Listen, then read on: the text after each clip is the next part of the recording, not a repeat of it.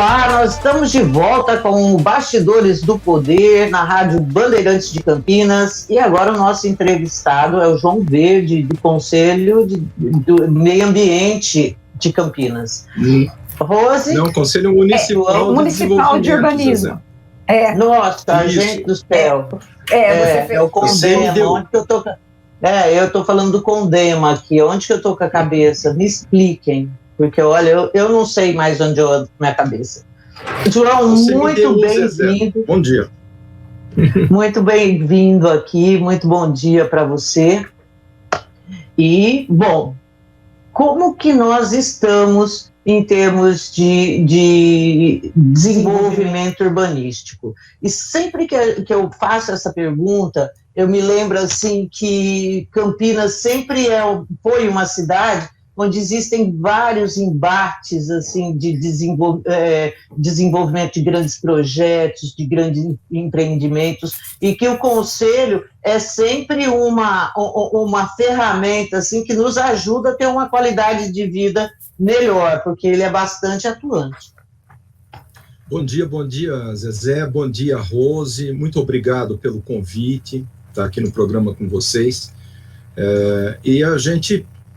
O Conselho Municipal de Desenvolvimento Urbano, inclusive, na segunda-feira passada, dia 12, fez 30 anos. Há 30 anos nós temos o Conselho Municipal de Desenvolvimento Urbano, eu com muito orgulho, já faço parte desse conselho há mais de 10 anos, praticamente há 12 anos faço parte do conselho, como representante da PUC e agora como representante da área da Associação Regional de Escritórios de Arquitetura, e estou na presidência até o final deste ano. O planejamento, eu tenho criticado muito, há muitos anos, o trabalho do planejamento em Campinas. Eu sempre digo o seguinte: nós não temos um projeto de cidade. Não adianta a gente ficar falando de fazer planejamento, ficar fazendo leis, trabalhando legislações, inventando legislações, se nós não temos um projeto de cidade. Então, primeiro, a própria prefeitura, o próprio prefeito, nós teríamos que saber assim, qual que é o sonho do prefeito? O que ele quer da cidade? Qual que é a pretensão dele em termos de cidade, em termos de urbanismo, de qualidade de vida para as pessoas? A partir daí, as secretarias todas tinham que trabalhar nesse sentido. E o que nós temos visto é que cada secretaria tem o seu feudo, cada secretaria trabalha da sua maneira, não existe uma interação. Então, eu sempre, há muitos anos, eu critico, eu digo que nós temos um planejamento de restrição. Nós temos leis restritivas. É sempre trazer uma lei para restringir um funcionamento, de restringir um projeto, um trabalho, uma ampliação, a construção, as críticas em cima da verticalização, as críticas em cima do crescimento desordenado da cidade, e nós não temos planejamento na cidade, nós temos um fazejamento. As pessoas saem fazendo, na loucura, na solução do dia a dia, e nós não temos essa ideia global do fazer por quê. Então, hoje, Campinas, se você tiver um seminário, um encontro, para saber para onde Campinas caminha, não existe essa perspectiva e nem de que cidade que nós teremos daqui 20 anos. O plano diretor não apontou para isso, João? Olha, eu considero que esse plano diretor foi já um grande avanço com relação a planos diretores que nós tivemos antes. Porque os planos diretores que nós tivemos antes, eles davam continuidade a uma lei de zoneamento, a 6.031, de 88, que já estava por demais defasada. Então, esse plano diretor, ele trouxe perspectivas da gente ter uma cidade mista, de ter uma cidade mais integrada, uma cidade que talvez tenha mais olhar para o transporte, então os projetos do DOT, que é o desenvolvimento orientado pelo transporte, então os corredores de ônibus, com as verticalizações no entorno, né, ao decorrer do caminhamento do ônibus, a cidade mais mista, então dando possibilidade da existência de diversos tipos de estabelecimentos, de comércio, de serviços, de empreendedorismo em toda a cidade. Então, trouxe grandes avanços, só que também continuou trazendo vários entraves. Então, parece o seguinte, o que a gente critica é que fala, nós estamos dando isso para vocês, mas por outro lado, olha, não pode ser tão assim, nós temos que tirar isso, nós temos... Então, eu não sei se eu estou conseguindo me fazer entender, mas trazem alguns benefícios e tiram algumas possibilidades. Quais foram os entraves? Quais foram os entraves? Por exemplo, eu vou te dizer o seguinte, no plano diretor, define que nós temos que ter uma cidade mais adensada. Para que nós tenhamos uma cidade mais adensada, nós temos que ter mais verticalização. Só que tem pessoas que são contra a verticalização. Mas assim, agora, mas se a lei diz que temos que ter mais verticalização, o que as pessoas acham... Aí a lei... Então, as pessoas que trabalharam na lei falaram, olha, vamos... Por exemplo, nós temos no próprio plano diretor que passou batido, com todas as análises que nós fizemos no CMDU, nós temos uma questão que está colocada sobre a densidade. Quando a gente fala em densidade, nós falamos de número de moradores por hectare ou de número de moradores por quilômetro quadrado. E a definição no nosso plano diretor de densidade está em número de habitações, não está em número de habitantes. Então nós temos, por exemplo, o coeficiente de aproveitamento que nós podemos fazer 4 vezes a área do terreno, só que aí tem um limite, nós podemos fazer no mínimo tantas habitações e no máximo tantas habitações. Aí é o seguinte, eu vou poder fazer, por exemplo, 60 habitações naquele terreno. E a lei diz que eu posso fazer 60 habitações. Aí, não importa se são 60 habitações de um dormitório, ou se são 60 de 2, ou se são 60 de 3. É esse conflito.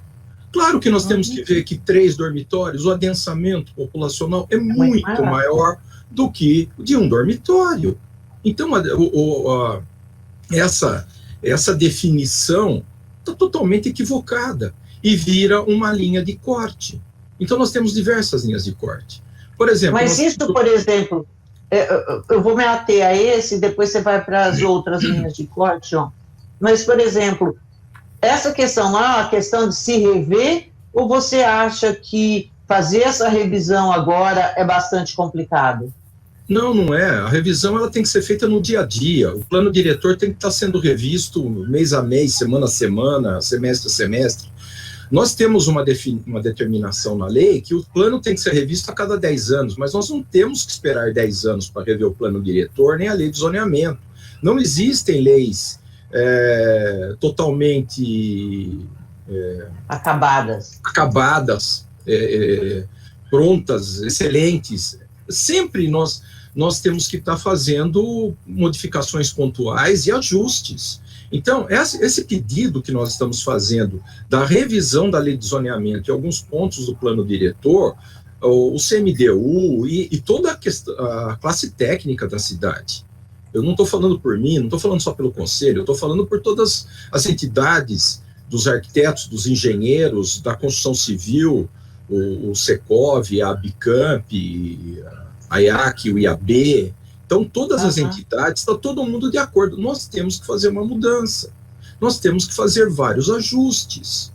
E um dos ajustes é esse. Outro ajuste, e nós temos, por exemplo, assim, várias linhas de corte, várias coisas assim.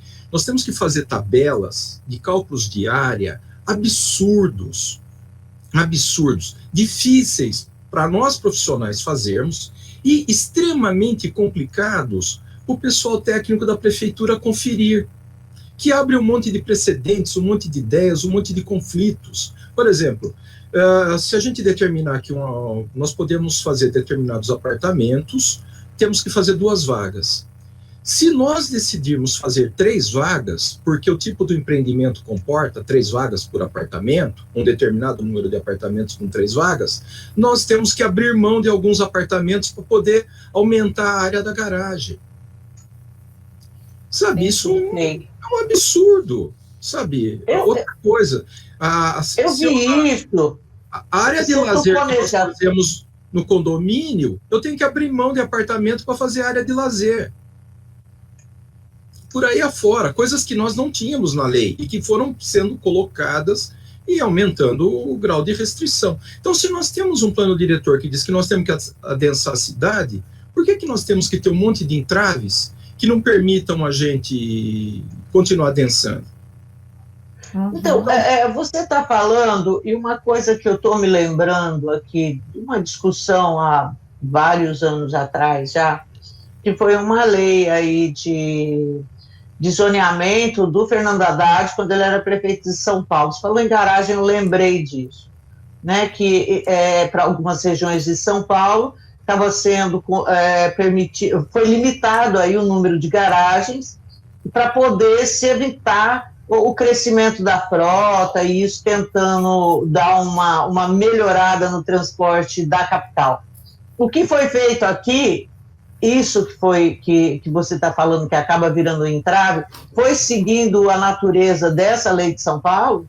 Não, era para seguir, porque na verdade a lei de São Paulo ela não determina a diminuição de vagas para diminuir a frota. O que ela determina é o seguinte: a oferta maior de transporte e a oferta de meios de locomoção, por exemplo, o uso misto, as pessoas podem morar perto do trabalho, ou podem trabalhar perto de casa, elas têm comércio no entorno, elas vão fazer muito mais uso do andar a pé, do caminhar, ou do andar de bicicleta, por exemplo, os projetos de ciclovias foram implementados em São Paulo.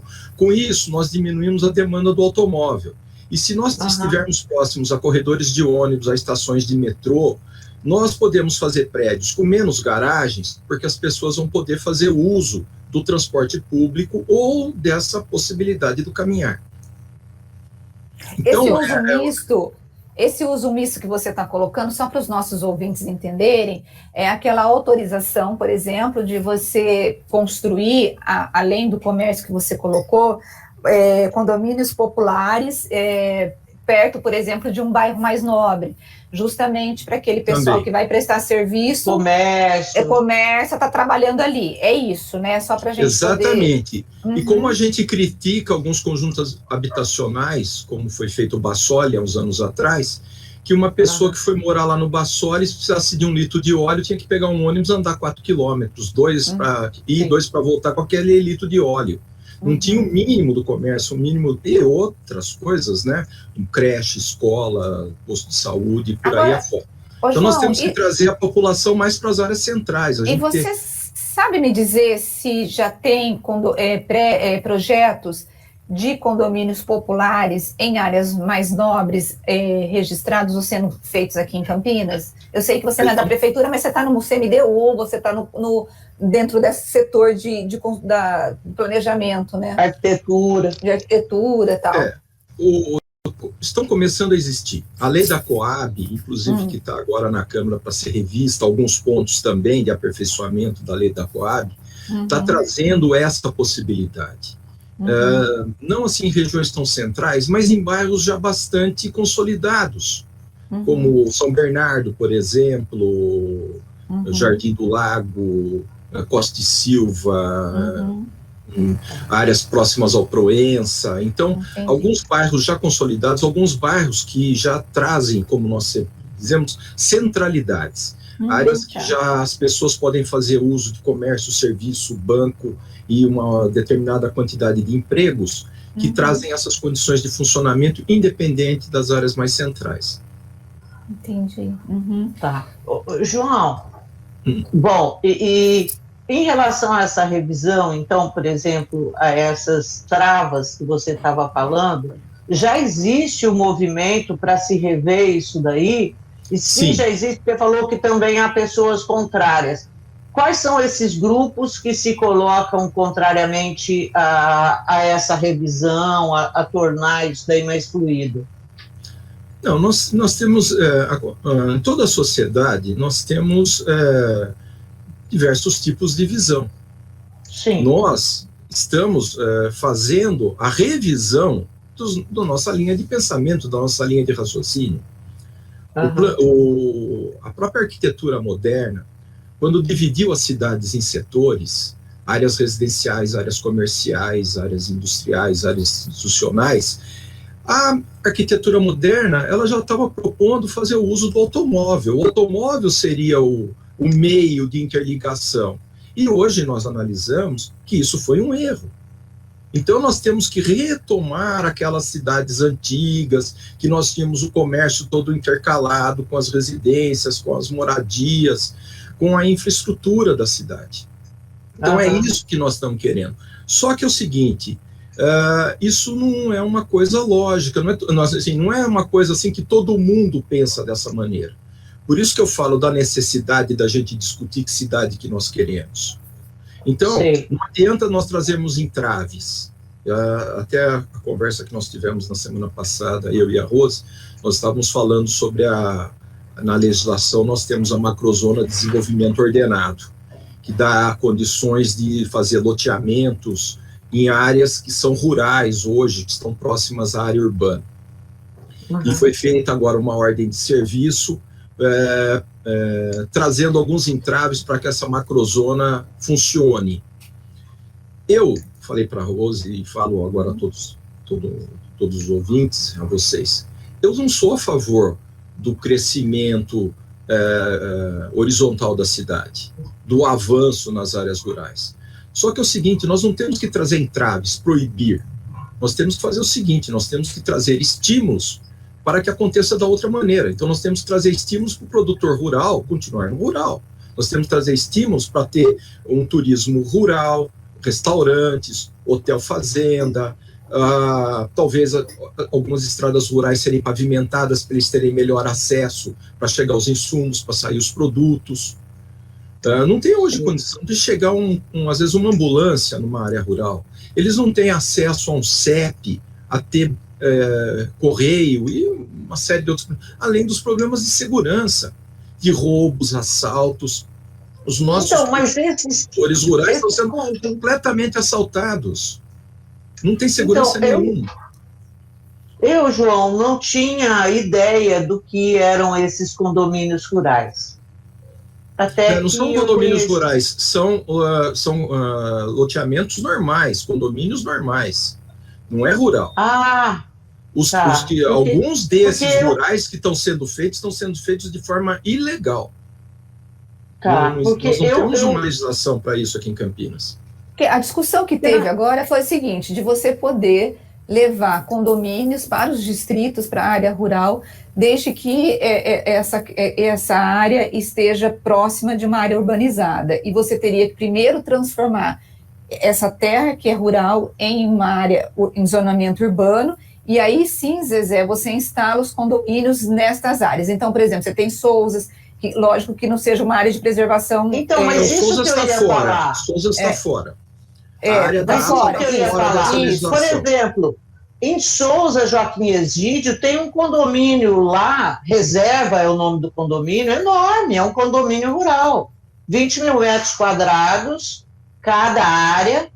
Então, assim, embora não esteja legalizado, pelo que você está dizendo, a coisa está rolando com muita fluidez em Joaquim Egídio e em Sousas. Eu sei desse reserva, eles estão fazendo como se fossem divisões rurais, mas que, na verdade, vão ter no futuro, ou já começando a existir, um uso urbano, que as pessoas estão indo morar lá. Mas são pessoas de maior poder aquisitivo, para poder dar conta de manter uma área de 20 mil metros. Tá? Mas isso, de uma certa forma, não está. Ao mesmo tempo que isso acontece para a alta renda, isso está acontecendo para a baixa renda. Se nós não temos a possibilidade de uma oferta, as pessoas vão dar um jeito de arrumar um jeito de morar. Então, é invasão, é ocupação. Então, e aonde que está rolando esses empreendimentos para baixa renda? Porque o que eu tive acesso realmente é só a alta renda. Não, tá na região sudoeste, mesmo divisa com Campinas, com Valinhos, divisa Campinas com Sumaré, em várias regiões estão surgindo esses empreendimentos. Agora, não é fácil aprovar um empreendimento em Campinas. Nós tínhamos até pouco tempo uma pessoa aprovando empreendimento em Campinas, prédio em Campinas. nós estávamos demorando 6 a 8 meses para fazer uma análise de um projeto de um edifício. Meu Deus. E agora? Porque Tá, o que Então, continua assim. Houve A prefeitura fez a gente está em contato direto com o secretário, com o Renato Mesquita, com o pessoal da secretaria. Eles fizeram agora em janeiro, fevereiro, lá uma organização lá que eles fizeram um empenho muito grande para análise dos processos, para dar andamento, para limpar a mesa. Porque também houve, o ano passado, um entrave grande por conta da pandemia, e muitos funcionários irem trabalhar remotamente. Mas a própria Secretaria de Urbanismo está desestruturada, está faltando funcionários lá, está faltando repor a mão de obra. Então, aí junta a pandemia, junta o problema da falta de funcionários e junta uma legislação ruim de ser analisada, que o próprio funcionário não tem certeza se aquilo que ele está aprovando está de acordo. E eles estão fazendo, nós vamos ter uma reunião, inclusive, semana que vem, que vai fazer uma pré-apresentação de um sistema de aprovação online da prefeitura. Eu já falei para o secretário, não adianta ter um projeto de aprovação online se nós temos uma legislação travada. Esse projeto vai analisar e vai dizer, comunique-se, tem que fazer tal coisa, tem que apresentar tal coisa, ou está indeferido. Nós temos que ter uma legislação objetiva.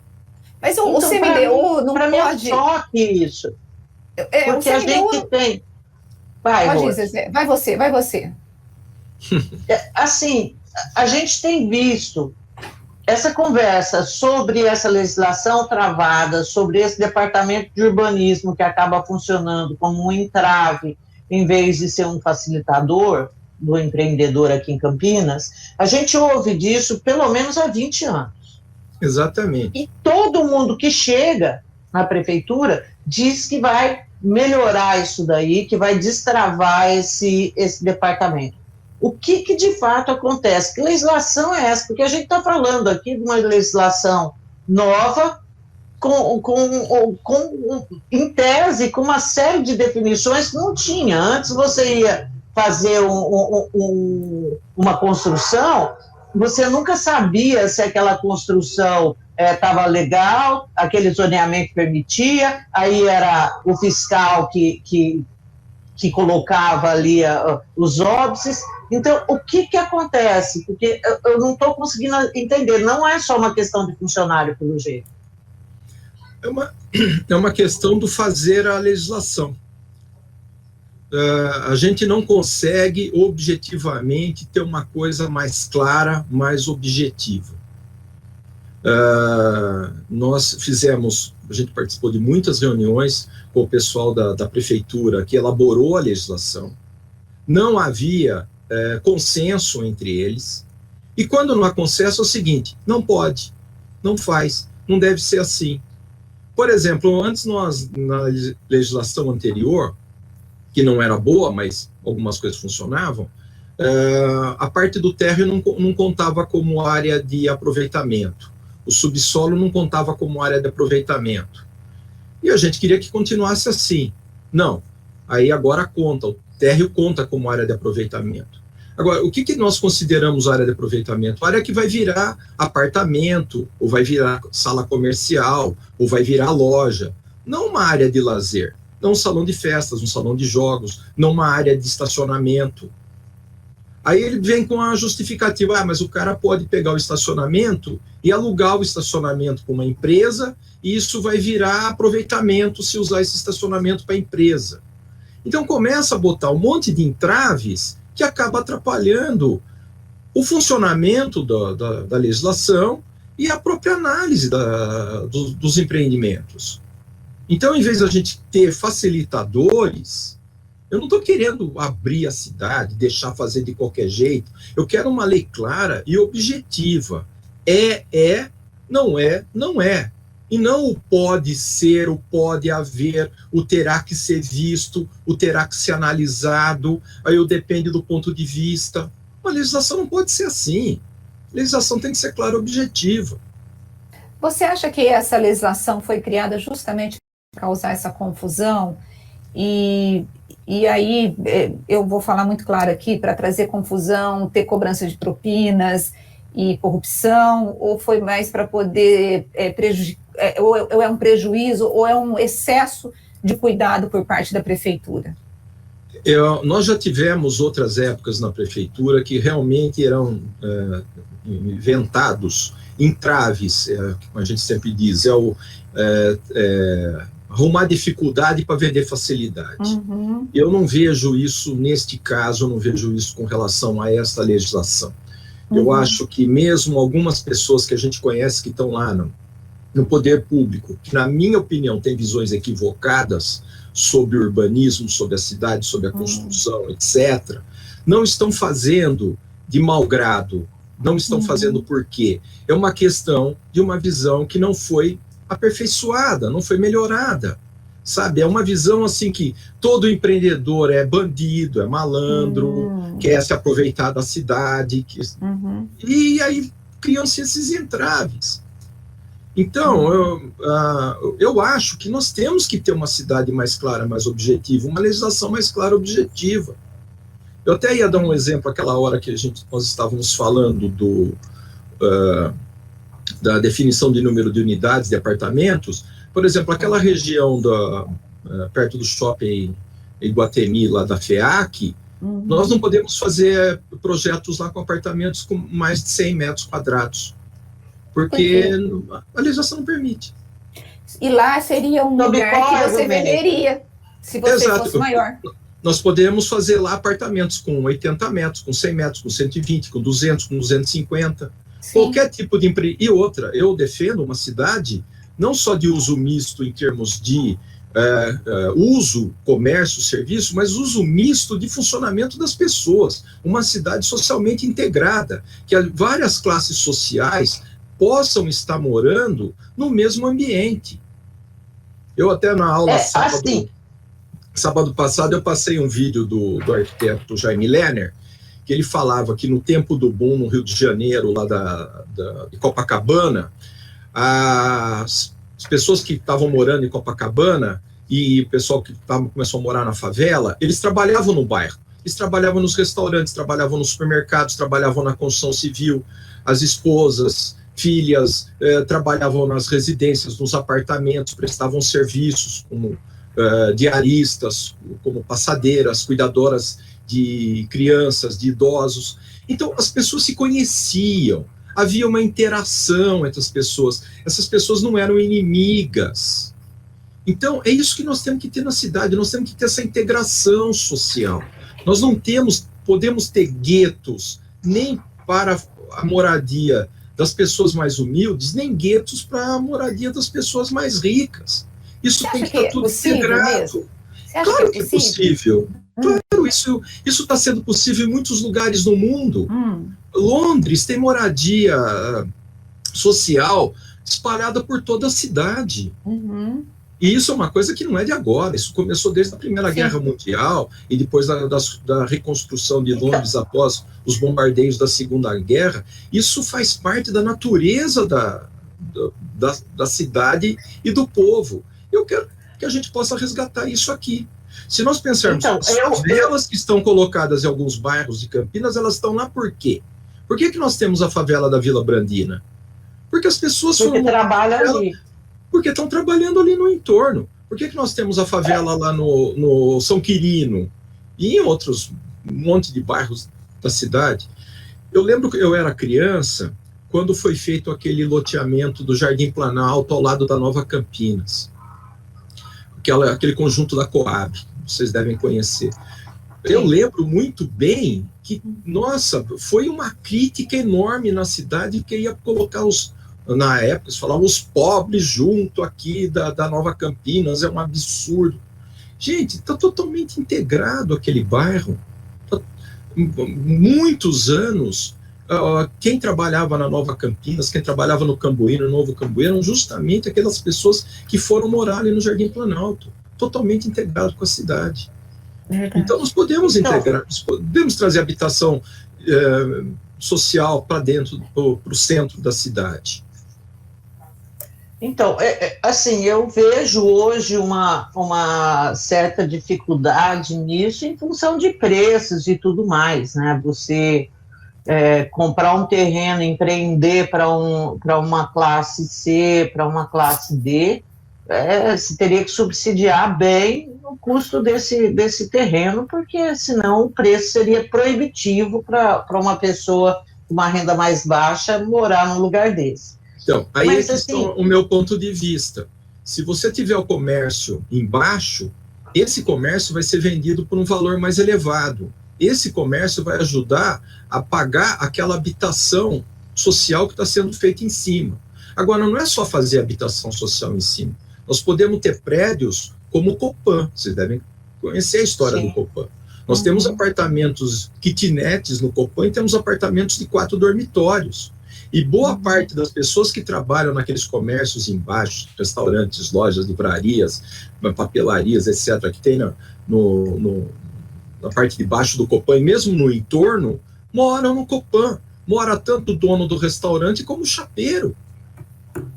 Então, o que nós temos que fazer é isso, resgatar esse tipo de coisa para a cidade.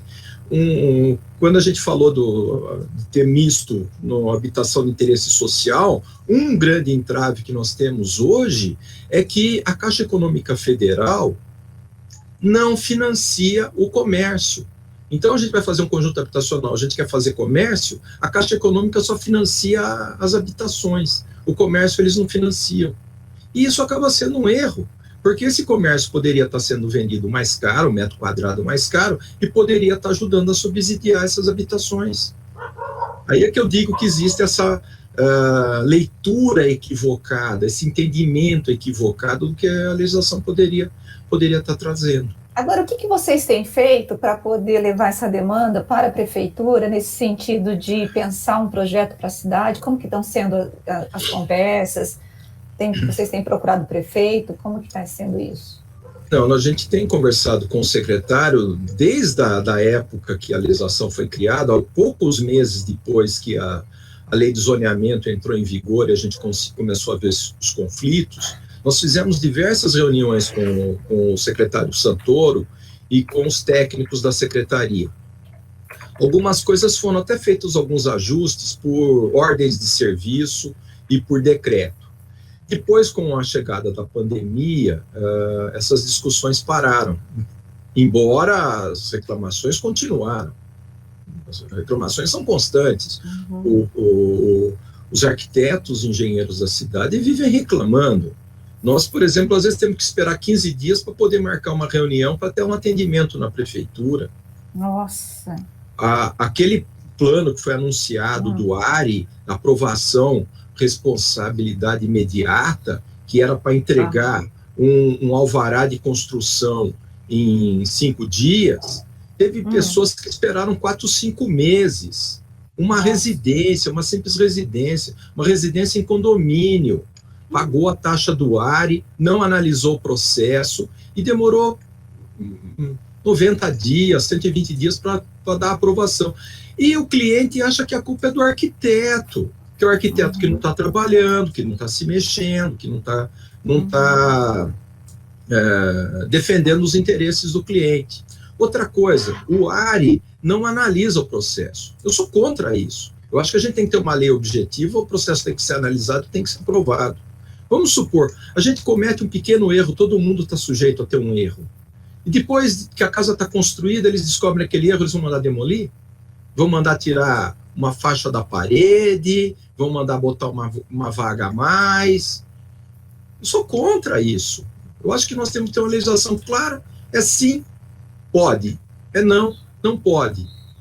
E acabar com o talvez. E outra, jogar responsabilidade nas costas dos profissionais como é esse ARI, eu sou totalmente contra. Agora quero ampliar o ARI e fazer até 2.500 metros. Gente, 2.500 metros não é uma construção pequena. 2.500 metros nós podemos instalar uma bela de uma escola. Eu tenho projetos de escola que eu fiz que tinham áreas semelhantes a essa, 15 salas de aula, 1.000 alunos. Nós vamos jogar responsabilidade, depois vai falar, não, nós não vamos dar o alvará, não vamos dar o CCO, porque estão faltando 3 vagas de garagem para essa escola funcionar. como se a escola funcionasse para guardar carro e não para estar brigando estudantes e ensinando. Eu já vivi isso em projetos nossos. Entendi. Bom, vamos encerrar, né, Zezé? Vocês estão vendo como é abrangente essa questão? Então, fala-se muito, é Campinas a cidade empreendedora, a cidade que agrega, a cidade que traz, a cidade... Nós, profissionais da arquitetura, gente, o nosso trabalho é difícil, é complicado. Eu fiquei com a impressão, depois dessa entrevista, não sei se é a mesma da Zezé, de que os empreendedores têm enfrentado muitos problemas para poder aprovar empreendimentos aqui em Campinas, e eu achei que isso tivesse melhorado com a Ares, como você colocou, que o governo veio, falou que os alvarás sairiam mais rápidos, aquela coisa toda. O Ares hoje só está aprovando residência. Pois é. E é uma pena, porque quando você tem essa possibilidade de termos uma celeridade na aprovação de projetos, a gente tem geração de emprego, a gente tem renda, a gente tem investimentos na cidade, impostos, oferta de moradia, oferta de trabalho, oferta de empreendedorismo. Eu acho que nós vamos ter que... Agora, sabe da maneira como a sociedade e um bom setor técnico da prefeitura chama esse empreendedorismo, essa oferta de emprego, chama isso de especulação imobiliária. Agora, você acha mesmo que não há uma especulação imobiliária? Quem está empresa, que oferece emprego, é chamado de especulador. Então, mas eu acho que, sabe por quê? Eu lembro que nós cobrimos matérias aqui em Campinas, quando nós tínhamos uma mudança de zoneamento na cidade por uma emenda, quando havia um balcão mesmo de negócios na prefeitura de Campinas. Chegou a se mudar um único lote aqui na cidade. Isso, em Campinas. E talvez por isso essa história da especulação imobiliária tenha ficado muito recrudescente dentro da gente e essa desconfiança. Isso é especulação imobiliária. Isso é. Agora, eu só eu já entendi especulação imobiliária sempre uma reserva de terra que nunca é desenvolvida, fica ali criando um entrave para a cidade e que impedindo, esperando a valorização da terra para erguer. Isso, de uma certa forma, claro, também existe, sempre existiu. Desde a história toda da humanidade existiu isso. Agora, nós temos que ver, inclusive, teve até um processo aberto pelo Ministério Público semana passada com relação a essa questão dos vazios urbanos e áreas que estão abandonadas no centro, edifícios que estão abandonados no centro. Eu acho que isso tem que ser visto com muito cuidado e tem que ser, claro, colocado uma equipe aí para trabalhar efetiva com relação a isso, na busca desses imóveis. Agora, usar os instrumentos legislativos que tem, os instrumentos do Estatuto da Cidade, não são fáceis. Para a gente ter o imposto progressivo e depois a questão de gente que está atrasado com o IPTU, abrir o processo e poder desapropriar uma área dessa e resgatar o que é chamado de função social, demoram-se anos, muitos anos. Outra coisa, muitas dessas áreas que estão abandonadas, largadas, têm problemas familiares, tem problemas aí de herança, tem problemas de uma quantidade enorme de herdeiros, essas pessoas não se entendem, não se acertam, sempre que às vezes, quer puxar a solução do problema, começa a ter conflitos com os outros parentes, que acham que ele está ganhando a mais, que ele vai estar se beneficiando a mais, e essas coisas não rolam, não acontecem. Não é coisa tão simples assim.